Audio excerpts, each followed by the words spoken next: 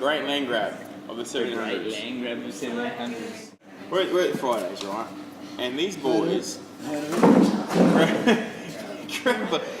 they grab a James Squire 150 lashes. Great beer. Great beer. And I said to the waitress, I said, can I have one of them too? And they said, no worries. Rocks up, and I've gone, boys, you know the story of this beer? And they said, yeah, it's a great beer. And I've gone, well, the story goes that James Squire came over here on the Second Fleet as a convict for stealing hops. And he gets 5 years, gets out of prison, and he got out of prison in like 1798. In the late 1700s, they had what's called the Great Land Grab. So they wanted to resettle Australia. They said, fuck it, Australia is more than a massive fucking jail. Let's actually colonise this place. Let's make Australia a real penal colony. Let's fucking get it out there. Let's get and everyone was free to it, whether it be convict, whether it be whatever. If you were released, you were free, right?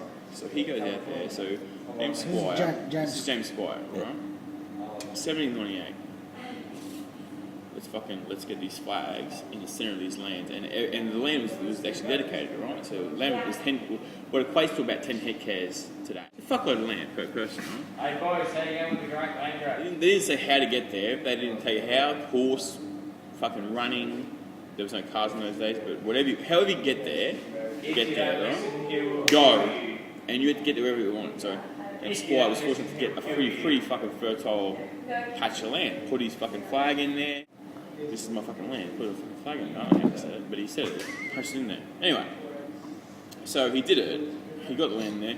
Grew hops and yeast and all that sort of jazz for like 5 years. Made a few batches of beer. Boom, drought hits. Drought hits for 5 years. Has enough stock in his repertoire for 5 years worth of piss. Anyway, makes the beers, brews the beers. 5 years passes.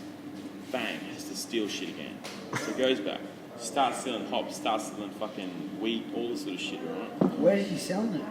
Well, he's selling these beers to like pubs in Sydney. Because Sydney was the first sort of colony, right? Yep. So he has 5 years with shit. 5 years later, comes back, has to steal stuff, starts selling hops, starts selling beer again, starts selling weed again to make his own beer, to make his beer, right? So he gets caught again. So this year, because you're already in the penal colony, gets 2 years. Not 5 years. And they said, look, you can do 2 years, or you can get 300 lashes. We'll give you, and he goes, I'll have 300 lashes, because once I do 300 lashes, I'll fucking get out there and make a beer again, and make money again, you know? Support my family. He had like 3 kids by this stage. So he gets out there. And they said, what we'll do is we'll whip you 150 times, and then if you survive that, we'll let you recover, and we'll whip you 100 times more. Make it 300 lashes, right?